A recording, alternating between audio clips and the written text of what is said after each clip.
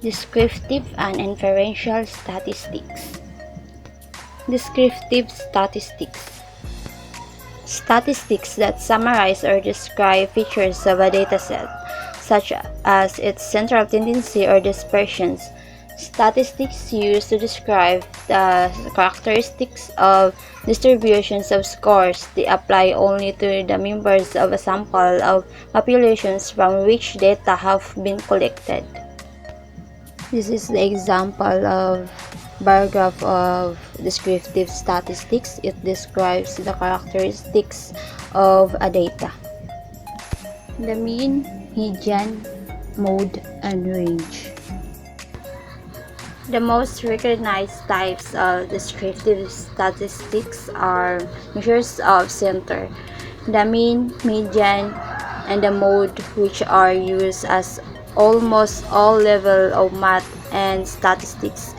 The mean or the average is calculated by adding all the figures within the dataset and then dividing by the number of figures within the set. Mean. The mean is the average or norm. Add up all of the values to find a total.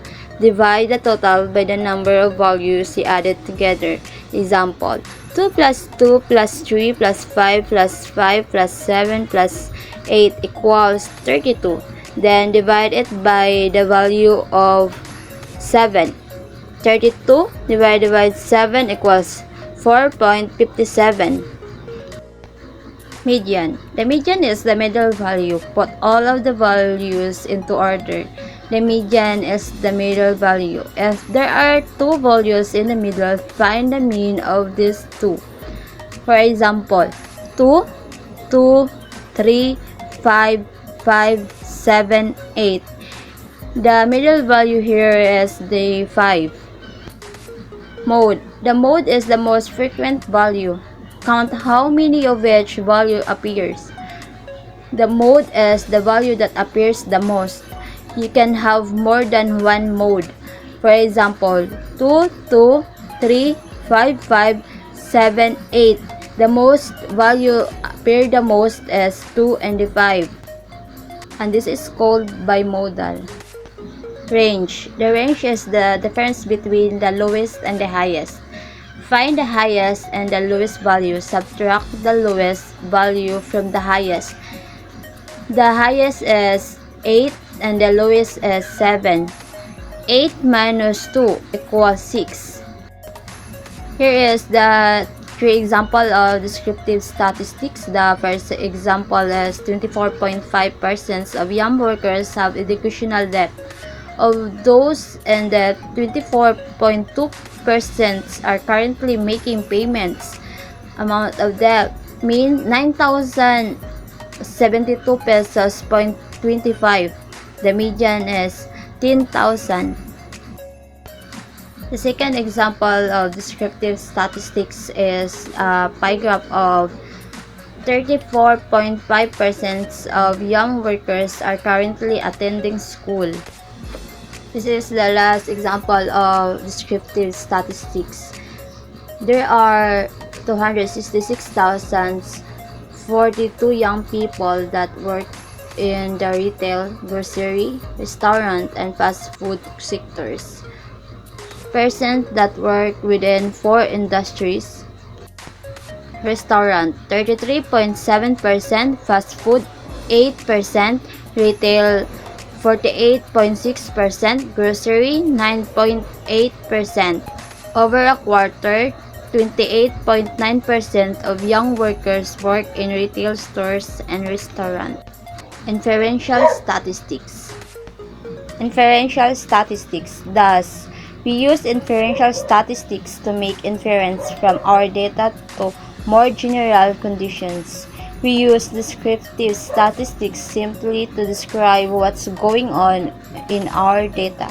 This is the example of pie graph of inferential statistics.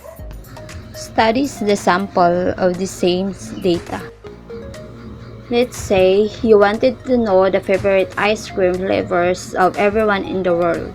Well, there are about 7 billion in the world. and it would be impossible to ask every single person about their ice cream preference. Instead, you would try to sample a representative population of people and then extrapolate your sample results to the entire population. While this process isn't perfect and it is very difficult to avoid errors, it allows researchers to make well-reasoned inference about the population in question. This is the idea behind inferential statistics.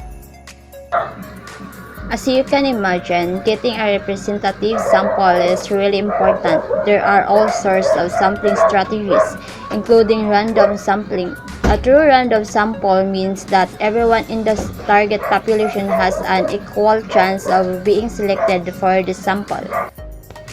When it comes to inferential statistics, there are generally two forms: estimation statistics and hypothesis testing.